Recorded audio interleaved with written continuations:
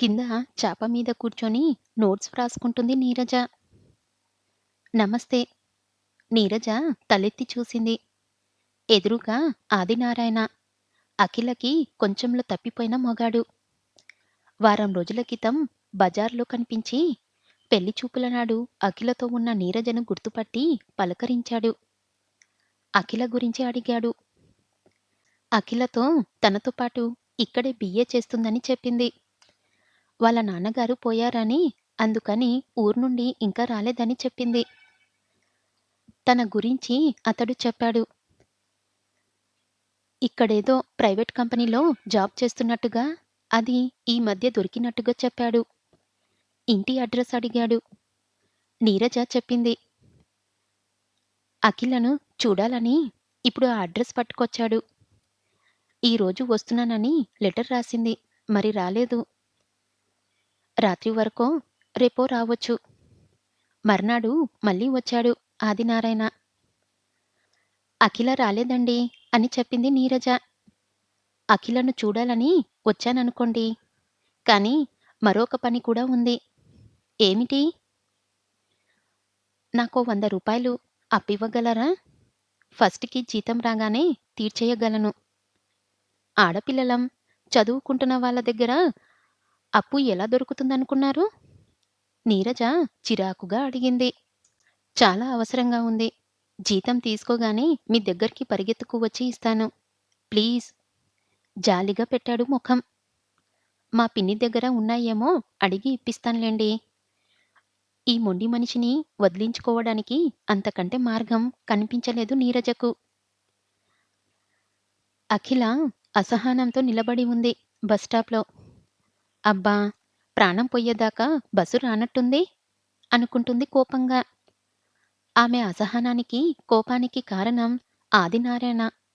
ఆమెకు కొంచెం దూరంలో అతడు చేస్తున్న చేష్టలు, చూస్తున్న చూపుల్లా ఆమెకు కంపరం కలిగిస్తున్నాయి. అతడు ఈ మధ్య తరచుగా వాళ్ళున్న గదికి వస్తున్నాడు. గంటల కొద్దీ తిష్టవేసి బాతకాన్ని పెడతాడు నీరజతో. అఖిల తన కాబోయే భార్యగా ఎన్నో కలలు కన్నాడంట. అఖిల తల్లిదండ్రుల మూర్ఖత్వంతో ఆ పెళ్లి చెడిపోయి తన జీవితం కారుచీకటి అయిపోయిందంట. పెద్దవాళ్ళ బలవంతంతో తను మరో అమ్మాయి మెడలో తాళి కట్టినా అతడి మనసంతా అఖిల మీదే ఉందంట. అతడు రాగానే అఖిల గోడవతల వంట చేసే చోట కూర్చునడమో, పెరట్లోకి బట్టలుతుకోడానికో వెళ్ళిపోతుంది. అతడికి మన అడ్రస్ ఎందుకిచ్చావు? చూడు జలగల పట్టుకున్నాడు. ఎలా వదిలిస్తావో వదిలించు ఆ గ్రహాన్ని అని ఓసారి లేచింది నీరజ మీదికి. రావద్దని నేనెలా చెప్పను? వస్తున్నది నీకోసమాయే. ఏమైనా అంటే వాడికి కోపం వచ్చి పగబట్టి ఏమైనా చేస్తే? ఆడపిల్లలమున్నాం. పెద్దవాళ్ళు దగ్గర్లేరాయే అంది నీరజ. వాడి బొంద ఏం చేస్తాడు? నువ్వే చెప్పు. ఖండితంగా చెప్పేసింది.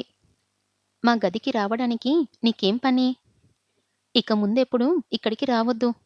వస్తే మర్యాదగా ఉండదు. చెప్పినప్పట్నుండి ఇంటికి రావడం లేదు గాని బయట వెంటాడటం, ఈలలు వేయడం మొదలైంది. నీరజ చెప్పింది అక్షరాల నిజమైంది. ఈరోజు నీరజ కూడా రాలేదు కాలేజ్‌కి. జ్వరం రావడం వల్ల ఇంటి దగ్గరే ఉండిపోయింది. అఖిల సహనానికి పరీక్ష పెట్టి వచ్చింది బస్సు. అఖిల పరిగెత్తింది. పూటబోర్డు మీద ఒక కాలుంచి రెండో కాలు వెయ్యబోయింది. రాలేదు కాలు. వెనక మడిమ దగ్గర చెప్ప మీద ఎవరో అదిమి పట్టారు. అఖిల విసురుగా చూసింది. ఆదినారాయణ. అతడు కావాలనే కాలు అదిమి పట్టాడని తెలిపేసరికి అఖిలకి కోపం ఆగలేదు. విసురుగా చెయ్యెత్తి అతడి చెంప చెల్లుమనిపించింది. ఆదినారాయణ దెబ్బతిన్న పాములా చూశాడు. ఇప్పుడు ఏం చేశానని కొట్టావ్? మదిపడుతూ అడిగాడు. చెప్పలో కాలుంచి ఏం చేశానని అడుగుతావా? కాస్తైతే కింద పడేదాన్ని. అఖిల కళ్ళు నిప్పులు చెరిగాయి. ఎక్కే తొందరలో చెప్పలో కాలు పడిందేమో, దానికి కొడతావా? అంటూ మొరటుగా అఖిల జడ పుడుచుకులాగాడు. చెప్పలోనే కదా పడింది కాలు. దానికి కొడతావా? ఎవరో ఒకరిద్దరు కిసుక్కున నవ్వారు. మిగతా వాళ్ళ ముఖాల్లో అదే పరిహాసభావం. అందరి ముందు పరిహాస పాత్రమైనందుకు అఖిలకి ఒళ్ళు చచ్చినట్టుగా అయింది. బస్సు కదులుతుండగా ఎలాగో జాగ చేసుకుని బస్సులోకి ఎక్కేసింది. వెనకే ఆదినారాయణ ఆమెకు హత్తుకున్నట్టుగా దగ్గరకు నిలబడుతూ స్టాప్ వచ్చే వరకు ఊపిరి బిగపట్టుకున్నట్టుగా నిలబడింది. స్టాప్‌లో తనతో పాటు దిగుతాడేమోనని భయపడింది గాని దిగలేదు. అఖిల దిగగానే ఒక్క ఊదుటున ఇంట్లోకి వచ్చి పడ్డట్టుగా పరిగెత్తుకు వచ్చింది. ఏమిటే అలా పరిగెత్తుకు వస్తున్నావ్? అడిగింది నీరజ. పుస్తకాలు ధబేల్న బల్ల మీద పడేసి ముఖం మీద చేతులు కప్పుకొని ఇంతవరకు ఆపుకున్న ఏడ్పుని కక్కేసింది. ఏమైంది అఖిల? నీరజ గాబరాగా దగ్గరకు వచ్చి అఖిల భుజం మీద చెయ్యి వేసి అడిగింది. వాడు ఆదినారాయణగాడు వెక్కిళ్ళ మధ్య చెప్పింది. ఆదినారాయణ చేసిన అవమానం. వాడు అంతమందిలో జడబట్టి లాగి చెప్పల్లోనే కదా కాలు పెట్టింది అన్నాడు. నా ప్రాణం చచ్చినట్టుగా అయింది. నాకిక చదువులు, చెట్టబండలు వద్దు. మా ఊరికి వెళ్ళిపోతాను. ఎవరో రౌడీకి భయపడి నీ చదువు పాడు చేసుకోవడమేమిటి? చేతనైతే వాడికి బుద్ధి చెప్పాలి గాని. మగవాడు, తరిగి కూర్చున్నవాడు. వాడికి మనమేం బుద్ధి చెప్పగలం? అసలు ఈ సంగతి మా ఇంట్లో తెలిస్తే గనుక తక్షణం చదువు మాన్పించి ఇంటికి లాక్కెళ్తారు. ఈ సంగతి ఇంటి వరకు లాక్కెళ్లాల్సిన అవసరం ఏమిటసలు? ఒక రౌడీకి బుద్ధి చెప్పలేకపోతే మనమేం ఆడపిల్లలం? చూడు, వాడు నీ కేసి చూడకుండా చేస్తాను. ఏం చేస్తావ్? ఏం చేస్తానో చేసి చూపిస్తాను. నీరజకి జ్వరం తగ్గి కాలేజ్‌కి వెళ్ళడం మొదలుపెట్టాక ఒకరోజు బస్ స్టాప్‌లో కాపు వేసి కనిపించారు ఆదినారాయణ. రేపు సాయంకాలం బిర్లా టెంపుల్‌కి వెళ్దాం. అఖిల జ్వరం త్వరగా తగ్గితే టెంపుల్‌కి వచ్చి కొబ్బరికాయ కొడతానని మొక్కుకున్నాను అంది నీరజ. ఆదినారాయణ విన్నట్టుగా.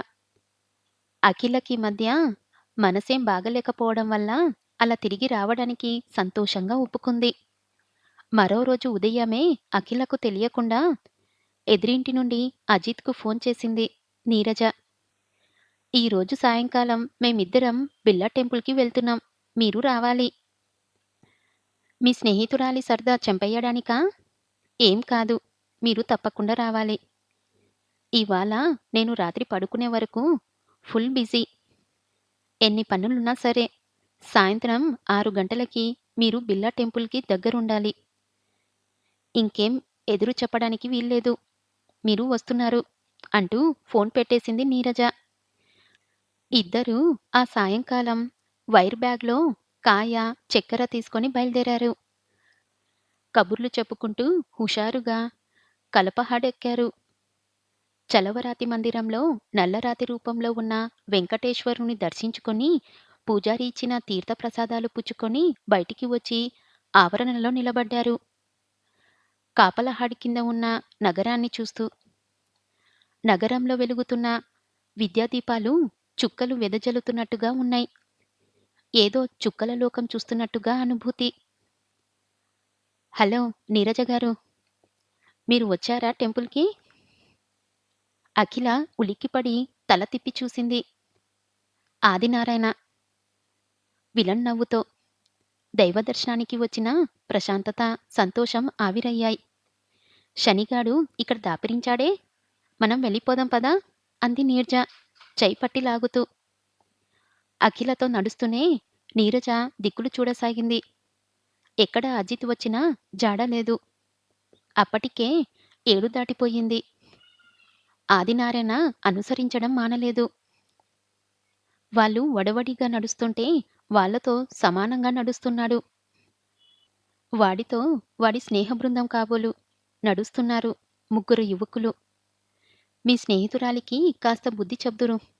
మొన్న అంతమందిలో అనవసరంగా చెయ్యి చేసుకుంది. బస్సెక్కే తొందరలో ఆవిడ చెప్పులో నా కాలు పడింది.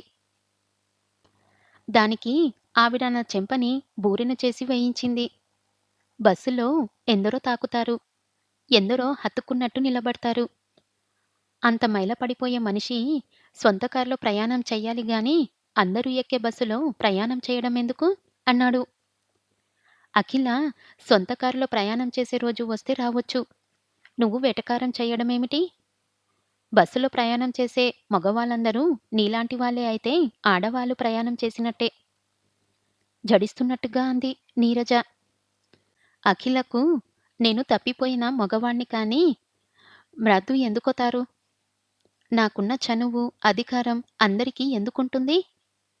ఆదినారాయణ వంకరగా నవ్వాడు. షటప్! ఏమిటి వాగుతున్నావ్?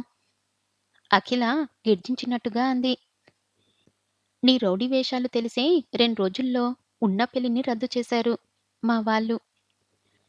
నీతో పెళ్లి తప్పినా నీ నీడ తప్పనట్టుగా నా వెంట పడ్డావు. పోలీసులకి కంప్లెయింట్ చేశానంటే వెళ్తావు శ్రీకృష్ణ జన్మస్థానానికి. మా వాడు పుట్టింది చెప్పుల్లోనే గాని జాకెట్‌లో కాదుగా మేడం. స్నేహ బృందంలో ఒకడు వ్యంగ్యంగా నవ్వాడు. ఏం కూశావు? అఖిల చెయ్యెత్తుతావా?